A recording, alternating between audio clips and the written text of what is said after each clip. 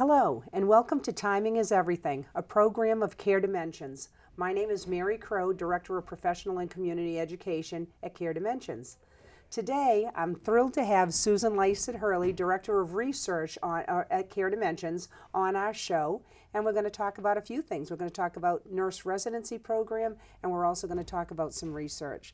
Welcome to the show, Susan. Thank you, Mary, for having me. Yeah, it's a pleasure to have you on. So tell the audience a bit about yourself.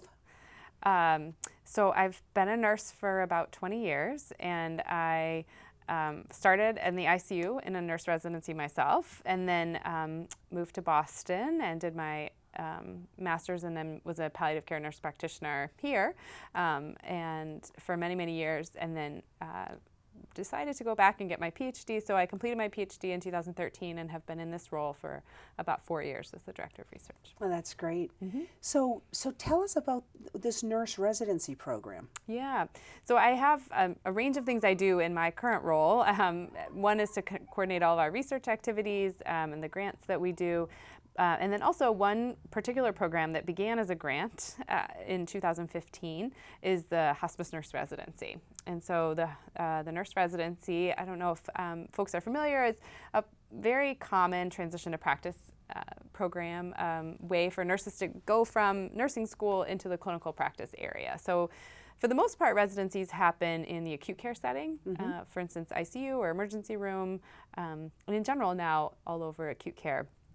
But it's a relatively new concept in the community-based setting. So we started in 2015 as part of a grant through the Commonwealth, through a workforce development grant, to begin to think about a transition to practice model for new graduates into the specialty practice of hospice and palliative care. Which I think is wonderful, because I think, Susan, what people don't understand is that this is, doing end-of-life care. It requires a special skill set, and and I think sometimes people don't understand that they think that, oh, this will be an easy transition, and we go.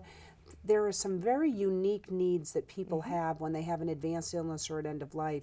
So it's especially, I feel, important that people have this specialized training. So how, in terms of, how many people have gone through this program? We've had a total of 22 folks that have started. That's this will be where you have now, the grant ended, and we've decided as an agency that this is important, and so we've continued it, and it happens now annually. It's been starting in September of every year, so we're gearing up for this coming in 2019. We take about 4 to 6 nurses, depending on what the needs are of the agency. We have to be able to place them when they're done. Sure. We've had folks, mostly, for the most part, we're training folks for nurse case management, whether in the home care setting or in the long-term care setting.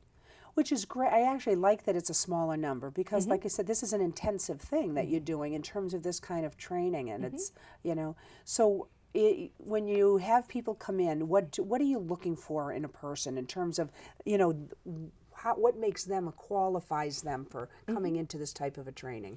So I would say we take between 4 and 6, but within that, our residency is unique from most residencies, in that we take new graduate nurses and some experienced nurses.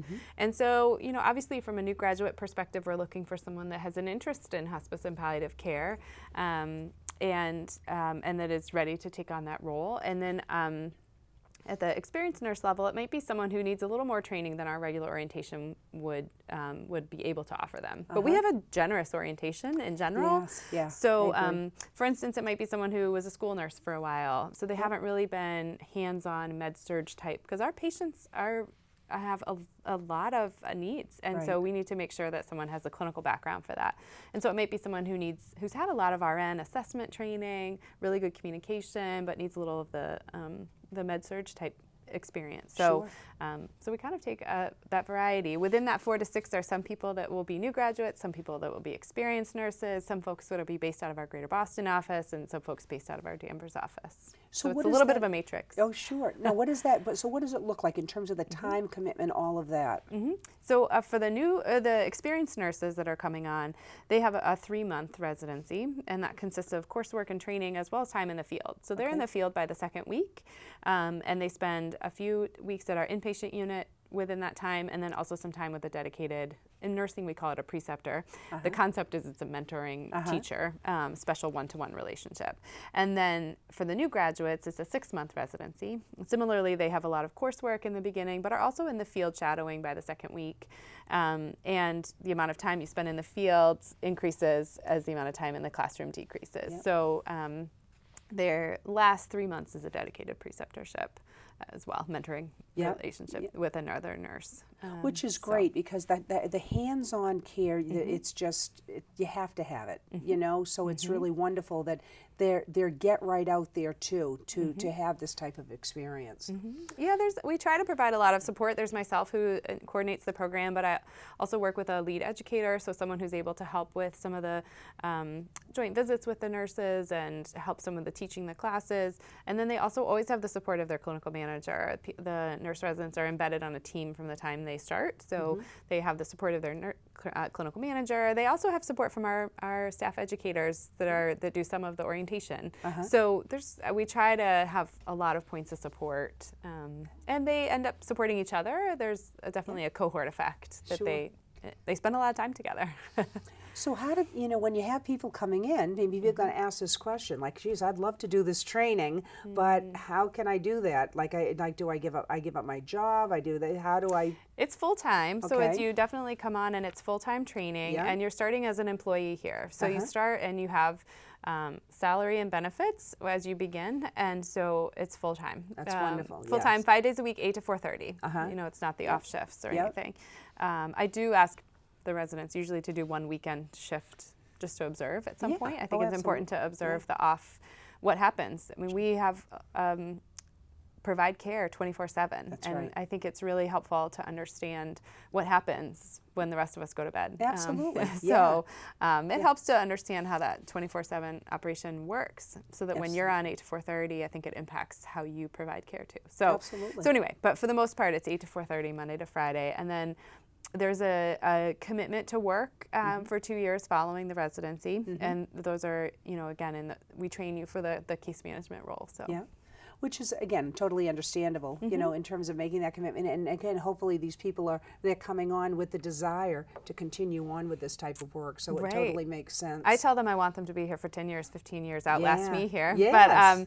But that's our hope. And we do put a fair amount of resources in, and the preceptors, the mentors, teachers, we reduce their caseload a little bit in order to be able to provide the support. So we do put a lot of resources into the program. Yeah, that's excellent. Hopefully.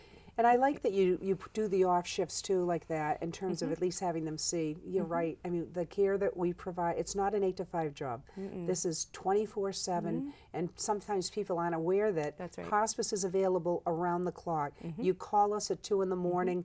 We will have a clinician in touch with you or out to see you. So that, we're not, sometimes people think that, again, hospice, like they move in. No, we provide interim care, but we're available 24/7. And people need to understand that. So, and like you say, it doesn't matter what shift it is. No. People's needs need to be met around the clock. Absolutely. And I think I've been very, I'm not sure if lucky is the right word, but I've been very encouraged that ever since we even started this program, I've had such support from all the disciplines and all the departments at Care Dimensions that this is really important, that they would give us their support. And so the residents shadow every discipline, different roles within nursing, even though they're going to be case management, they shadow admissions, they shadow the off shift. They shadow physicians, social work, chaplaincy, nurse practitioners, sort of anywhere that we see patients. If they're going to be a home care manager, I have them shadow in long-term care. If they're going to be a long-term care case manager, I have them shadow home care. Because the nurses cover everything when you're out, when you're done. So we tried, and I've had really, really wonderful support from all the staff at Care Dimensions to make it possible. I can't make that happen on my own. No, and that's the important thing too is, again, hospice care, where it's all about spirit, mind, and body. We're caring not just for the physical needs of the individual, but we're caring for the emotional and the spiritual as well. And if we don't understand those other disciplines, we might not be doing that role, but our roles interconnect. So, and that's the whole point of the interdisciplinary team. So it's I love that you do that, because people have to know what the other disciplines are doing, so that people aren't falling between the gaps, right? So that we're really working all as one. Right. I think it's really important to understand what everyone's role is. They even shadow a home health aide to really understand what that role is like in there, so that when you get the call from a home health aide as the nurse case manager, you've had a chance to really observe and see what that day is like for them. And so I think we try in that way to give good exposure. That's excellent. So that they have that role really becomes theirs as they, at the end of 6 months, they don't know everything, but they're very well prepared to safely care for our patients. That's wonderful. And that it takes a while to get expert level of care. Absolutely. But yeah, and like you say, we don't work in silos though, and this is a really good thing. I love it. It's just a very well-rounded training. Talk a little bit more about the curriculum, if you would, about what does that consist of? So when we started the residency, I took a bunch of different curriculums or frameworks to try to put together and make sure we got all of what we needed. One of those is making sure they get all of the end-of-life nursing education consortium training, the LNEC training that I know you offer to other community areas. We do the LNEC training, as all of our orientees do. A lot of the clinical orientation, we make sure we absorb those as well. And then I also looked at, so by the end of the 2-year commitment, they should be able to sit for the Certified Hospice and Palliative Nurses examination, so they would become certified. And so I took a look at that outline, and just to make sure we had all of that content covered. And then there are some national residency accreditations. And so took a look at what nationally do other residencies have and ensure that their graduates have. And even though we aren't accredited at that national level, what do they do? We want to meet that standard. Sure. That's who we are as an agency. And so took a look at all of that and put together a framework. And so really it focuses obviously on symptom management, good communication, professionalism, communication. So how do you care for the patients? How do you care for yourself in starting a job that is that can be really hard.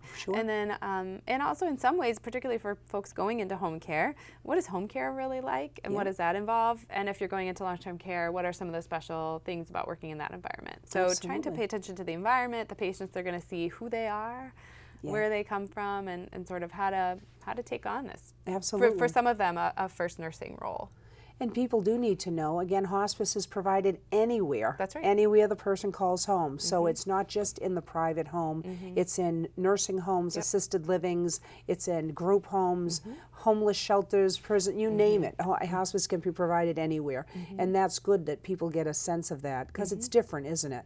It's very different. And I think, sometimes we have residents come in who've had some background in long-term care and know that that's what they want. And they're very excited to then become the hospice and palliative care consultant and nurse manager in the long-term care facilities. And so they have a lot of that coming in. So it's just kind of meeting them where their needs are, but making sure that everyone has at least a nice, well-rounded background and base of how do we care for these patients and caring for themselves.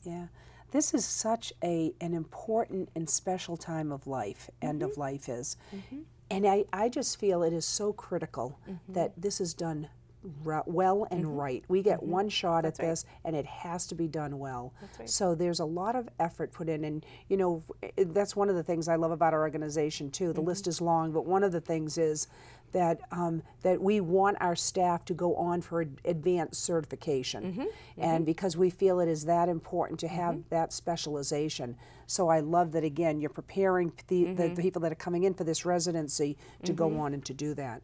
And that's just not nurses. We have advanced certification for our social workers and for our hospice aides and everything, and that there is that expectation from the agency, which is a wonderful expectation. So we have high expectations for that, and we hope to prepare people and give them the right the right information and training to be prepared to sit for the exam, because it Absolutely. should be just how your practice is. Yeah, and people want to do it. That's right. They do. have higher expectations That's of right. themselves. So I love that the organization puts that higher standard up, and we should expect nothing less for the people that we serve. That's right. Because That's they right. deserve the best. That's right. And that's what we're always aiming to achieve. So that's a wonderful thing. Yeah, and I think in general our orientation program is really, really strong as well. So Yeah. remembering that the residency is additional training, but it's because we think that that new graduates would need that extra time and training Sure. in the same way that they need that in any environment they start in. Yeah. And then that we're thinking that some of the experienced nurses that are coming into the residency,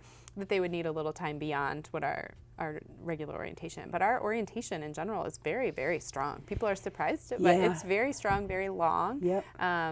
and very in depth. We care a lot about who we're sending into everyone's home, Yeah. and so we already have a really strong base. And so this program just adds the additional, fills in where we think these nurses might need it. That's wonderful. I agree. It's, again, you go to some places, they might have a couple of days or this or that or a week orientation. That is far from what is done here. That, again, I think the emphasis is being put on that there is, we want to make sure that people go well prepared, Right. and that this is done well and right. So what are you looking for? So when you're looking at these people, because I'm sure you get a lot of submissions, a lot of applications to this residency program. What are you looking for in people? Yeah, I think, as I said before, I think it's really thinking about, what are their needs, what are their experiences, what is their interest in hospice and palliative care, and obviously, what are some of the agency needs as well? So, it is kind of finding the right fit for that, and making sure that it all lines up. We have to balance the needs of the agency with then the needs of what the nurses that have applied. But we do usually have a strong and robust application. A fair amount of folks fill out applications and are interested in the program. Sure, which is great. And again, so it's nice that you have, because when you're only taking 4 to 6, but you really can, again, hone in on people that are serious about what they're doing, coming into it certainly for those right reasons and all of that. And our application period is in the spring, usually, for the fall residencies. And our definition of new grad is someone that's graduated within the past year. Okay. So it doesn't need to be someone, it sometimes is. We have had folks that have graduated in June and began in September. But sometimes we have folks that have gone somewhere else for a few months. But just that's our definition of new graduate. It's within the past year. Yeah. It's funny when I'm out there sometimes, I hear people say, geez, when I retire, when I'm getting closer to retirement, I might think about doing hospice work. And I say, that's not the approach. This is not a retirement job. No. This is a job that you can certainly do That's right. very well up to retirement, but this is not, because I think people think that this is a job you kind of wind down on. No, this is, like I said, the skill set for this is quite high, isn't it? Yeah, it very much so. Yeah. So I think sometimes, again, people have this misconception about what it's about, but this is a highly skilled and, like, and again, people's unique needs need to be taken into consideration here. So what else should we know about the residency program? Did we cover everything, or are there things that the audience should understand or know about this that we haven't touched on? Yeah, I don't think so. I think we talked a lot about, that there's a rotation through everything. We really pay attention to that. We really focus on communication, symptom management, and just a broad exposure, and then quality time with a mentor or manager. There's a team behind you. So I love that you focus on communication. Of course. And of course, I know I'm a big fan about communication, as you know, and part of that is that this is tough stuff. People do not want to talk about advanced illness, about death and dying. This is a stage of life that we will all get to, and nobody wants to talk about it. And when we don't talk about it, it creates isolation. People have a sense of feeling abandoned and not well cared for. This is so important that is honed in on, because a lot of times in training, we don't go over the basics in terms of interrelations and communication and all the things that should be at the foundation. when this is so important to the work we do? Right. I think communication on every level, and you're in people's homes. How do you communicate? This is their home. Yes. And so the aspects of home care we try to bring in, particularly for those going into home care, but trying to think about that, and then how do you think about how you're communicating with patients, with their families? Absolutely. You become the case manager, so you're the one doing a lot of communication with the providers Yes. too. They're attending physicians, and so how do you wrap that all together and be sensitive about it? And do it well. Exactly. And I think one of the advantages of all the shadowing time that they have, shadowing all those different disciplines and in those different settings and for the weeks, sometimes they're itching, they're ready to go. Yeah, but some of the shadowing for me is collecting we all say it differently a little bit when we're out clinically practicing. I had things that I said that I probably got from my mentor. I had some that I came up with on my own of ways to introduce topics and conversations and lead a conversation, follow in a conversation. Yes, and by shadowing and following all those different people, I always say to them, I hope that at the end of the day, you just have a really large toolbox to choose from. And you'll be able to then come up with what makes sense for you, what is your style for leading these conversations and being with people. And I think hopefully the exposure just builds your toolbox. Yes, and these conversations are as skilled as any procedure that will ever be done. So, we can learn the clinical things or a little procedure or this or that, or, It's similar.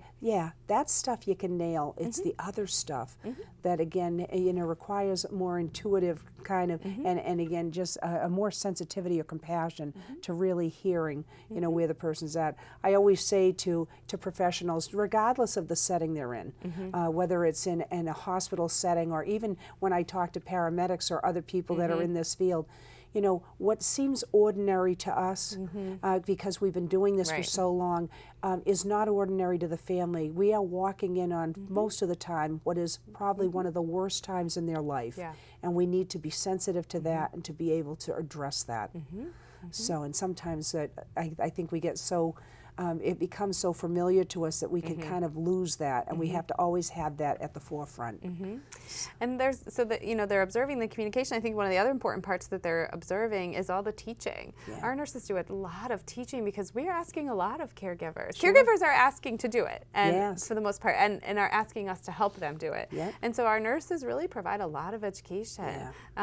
You can have someone who has a ton of other education, but has never turned a patient in their life, and now they're being asked to do it for a family member they care for and love. And so I think also there are multiple ways of teaching, and so I think by observing lots of different ways, you really start to develop style and different ways of helping teach in the home too, because that's our job. Our job is to teach the caregiver how to do this, to support caregivers in how they're doing it, and there's many ways of doing that, and we want to make sure it's correct, but there's still style. And so being able to observe and collect all that in their toolbox, I think, is always one of my goals with all the shadowing and the observing and that too.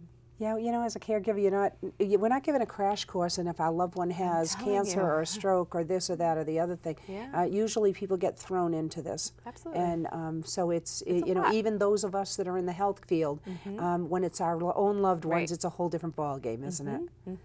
So, well, that sounds great, and I'll tell you. So, tell us. I know you do the research piece too. Yes. So, we have a couple of minutes. So, tell us what's on the burner. Around the research piece. Yeah. So we're very lucky. So I, in my role, participate in the Palliative Care Research Collaborative, which is based out of University of Colorado and is funded through the NIH, National Institutes of Health. And we are a site then, therefore, for a number of different studies that are going on. So, for instance, one study we have that's ongoing right now is for cancer caregivers of home hospice patients. And how does the communication work between them and our interdisciplinary team that goes in from hospice?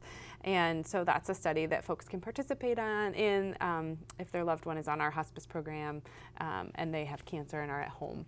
And we are one of 4 sites across the country that are participating in that. And so my team helps to talk to people about the study, see if they're interested, enroll them, get them the compensation that they get from participating, and get folks involved involved. So I think that one is around sort of communication and what is that like? Yeah. How does that work between teams and That's great. and patients? And then we have another one that's based out of the University of Massachusetts Medical School that's looking at medication management. Caregivers do a lot of medication management in home care, hospice, and so that program is just starting up and has a stakeholder panel that's looking at what should we do, how should we think about home medication, and then we have another one that's we're participating in that's based out of the New York University NYU School of Nursing that is through the National Institute of Aging that's interested in dementia care for home hospice patients. So yeah, it's Really just a really important nice topics. way Wow. for us to I think contribute. Yes. And that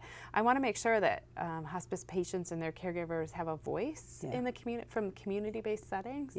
That it's not all being done in academic medical centers. Not that there's anything wrong with the research there, but that we also realize so much care is provided in the community. And so I think this is important for us to contribute to. That's wonderful. And I'm grateful, always grateful for the patients and caregivers who participate because I know that it's a lot, that they have a lot on their plate, but that this giving back will hopefully better inform care for future hospice patients.